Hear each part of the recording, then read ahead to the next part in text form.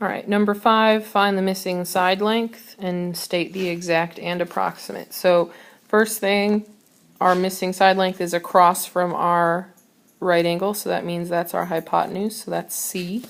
So I'm going to set up our formula, a squared plus b squared equals c squared. 4 squared plus 4 squared equals c squared, or you could do x squared. 16 plus 16 equals c squared, and that's going to be 32 equals c squared. Now I don't want what c squared is, I want to know what just c is. So I need to take the square root of both sides because that's the inverse of squaring something. So now I need to break 32 down.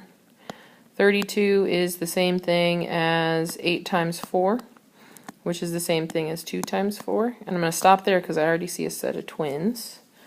So that's really 4 times the square root of 2, because originally I had 4 times 4 times 2. So I had to pull those 4's out to the coefficient, and it was just 4 times the square root of 2 equals c. So that's your exact.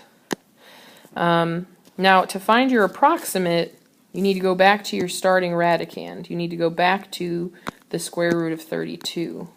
So now we're going to think, like, what two perfect squares is that in between?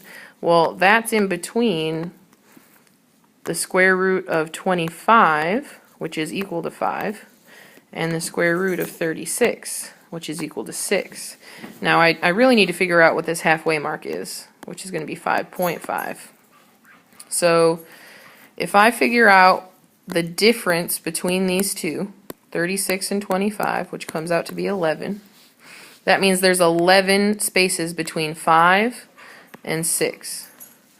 So I need to split that evenly, so I'm going to divide 11 by 2, and that's going to be 5.5, which is interesting because that's actually our midway mark. So I need to add that back so that I know my midway mark. So that's really going to be 30.5. So I took the half that was taking this amount here and added it back to my 25 to figure out what my radicand would be.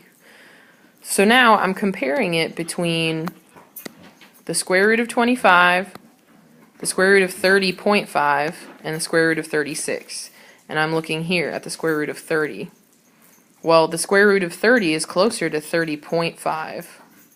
Excuse me, the square root of 32 is closer to the square root of 30.5. So that's my approximate. My approximate is 5.5.